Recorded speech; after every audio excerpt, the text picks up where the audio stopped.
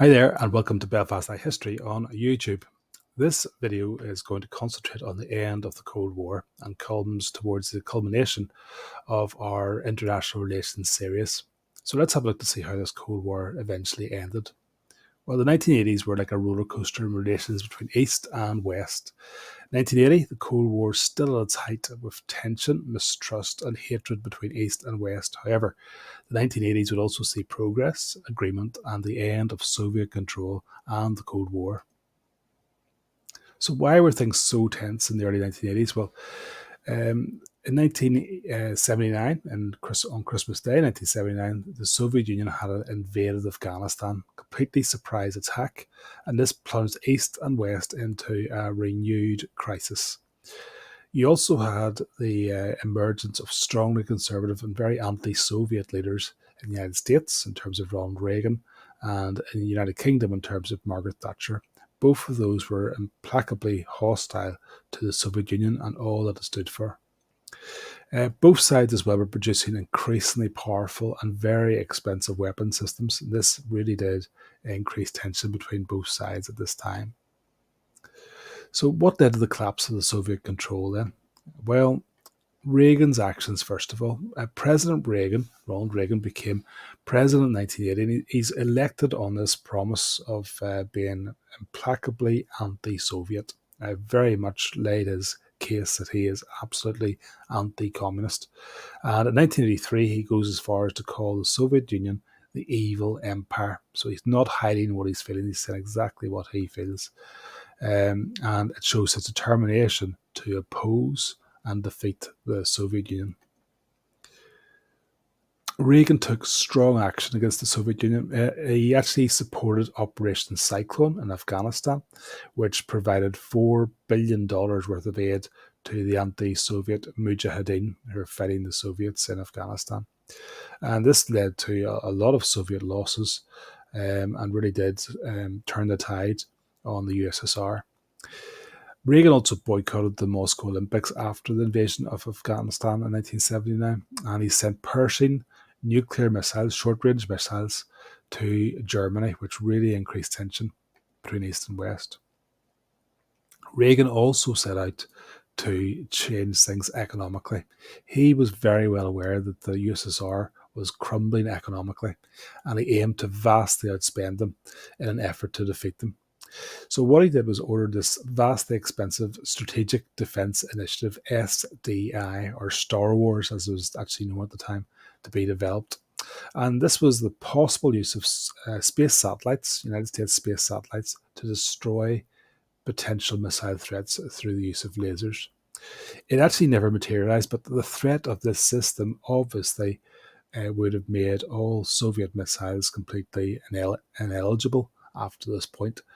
And there's no way they could have actually competed against such a weapon system. So it's a major threat to the USSR. You also have US defense spending rising by over $36 billion against something that the USSR could never compete against. Whenever you look at things as well too, you can actually clearly see that Soviet weakness was a massive issue in the 1980s. The decline of the USSR had much more to do with these problems than anything to do with American pressure.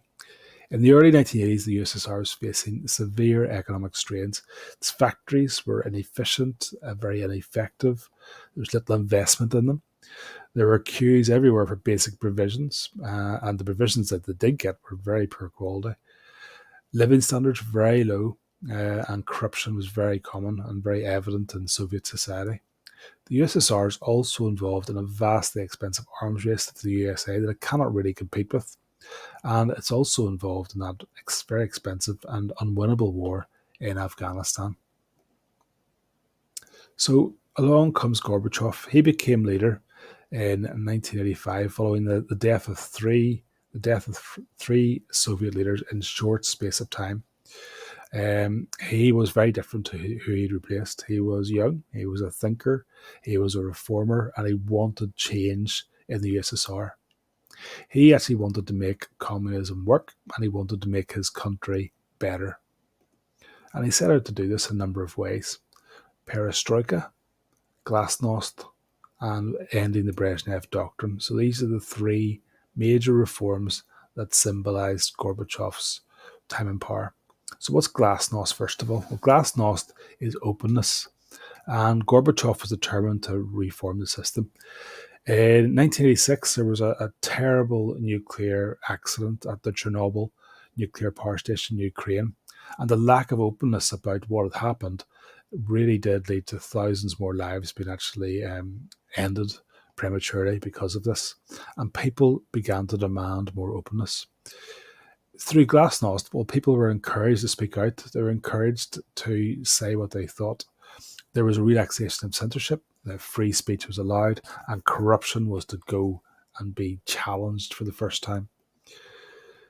You also had Perestroika. So Perestroika recognized the desperate inefficiencies in the Soviet system, and it actually set out to introduce elements of capitalism. So the USSR faced severe economic challenges in the 1980s. Productivity very low, the goods it produced were inadequate, long queues, grain was being imported from the United States, corruption was common, and standard of living was falling. So this idea of perestroika was economic restructuring to make the system work better. Government was going to loosen its control and not plan the economy. There's going to be elements of free market capitalism introduced, which would be allowed combined with communism. And people could actually start to own their own business and trade with the West. This is massive for the Soviet Union. You also had, very importantly, Gorbachev's promise to end the Brezhnev Doctrine. To cut costs, Gorbachev announced that the Soviet Union was no longer prepared to stand by this Brezhnev Doctrine of protecting other Soviet countries whenever they're under challenge. This was a massive decision. So Brezhnev Doctrine committed the USSR to militarily intervening in any country in the Eastern Bloc that looked like it was going to break away. With this commitment ended, obviously Gorbachev removed Soviet troops from Eastern Europe, and this is going to be the first time this has happened since 1945. So how did this collapse then of communism in Eastern Europe work? Well, Gorbachev's reforms had been designed to make communism work. However, in Eastern Europe, this is going to signal the chance to break for freedom at last. After all those years of confinement, all those years of being under Soviet control, this was their chance. Gorbachev's abandonment of Brezhnev Doctrine in particular suggested that Soviet military might would not be used to suppress any uprisings. So between 1989 and 1991, communism collapsed across Eastern Europe, and the USSR did nothing really to stop this. So let's see what happens. Well, in May 1989, this year of miracles as it's called, Hungarians actually go to their borders and they tear down the barbed wire fences between Austria and Hungary. This is between East and West. This means that anybody can really come through the Hungarian border. It's a chink in the Iron Curtain, and this is going to have profound effects. Poland has its first free election since the Second World War, and the pro-democracy Solidarity Party, very famous across Europe, wins, and its leader, Lech Walesa, is the first non-communist leader of Eastern Europe. So huge success. In East Germany, things are going to start to kick off as well, because there's huge demonstrations across East Germany as Gorbachev visited the country.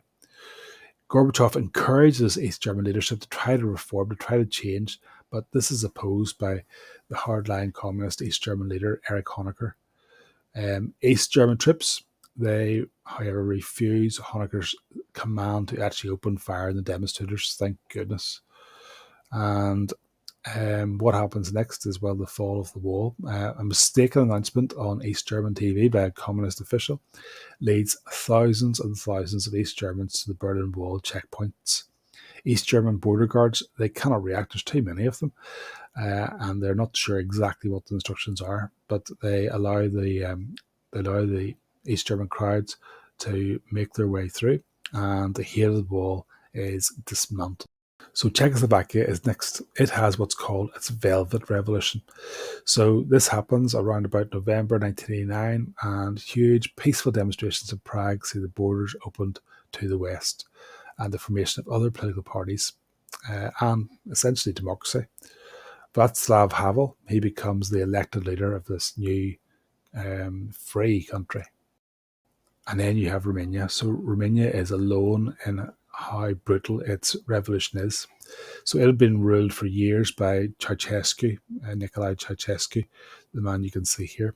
But he is overthrown in a very short but very bloody revolution. He and his wife are taken away by helicopter and executed on Christmas Day, fitting in for a man who was a tyrant.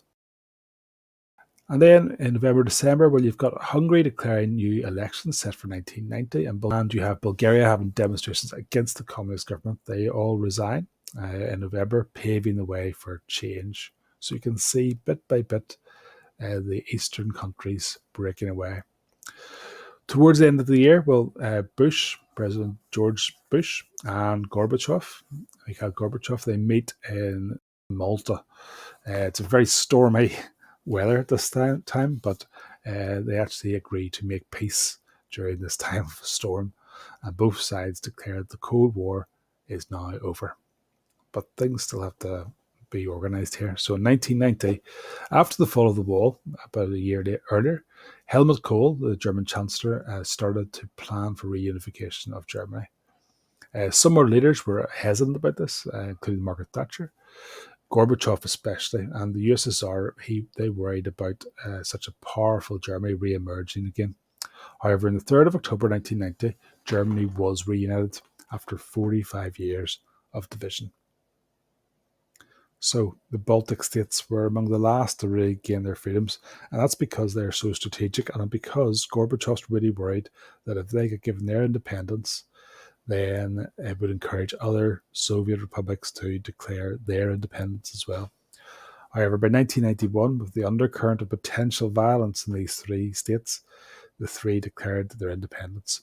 Up to 2 million people would show their opposition to Soviet rule by forming the longest human chain in history. It's 420 miles long through all the capitals of the Baltic states in August 1989.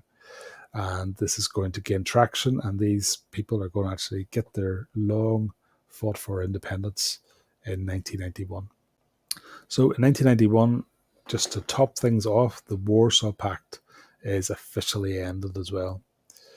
And it's actually the end of the USSR, because in 1991 as well, the USSR is rocked by the rapid changes that are happening across Eastern Europe, and some hardliners are not impressed whatsoever, and they attempt a communist coup, seizing power from Gorbachev. However, the troops remained loyal to Gorbachev, and the coup was defeated.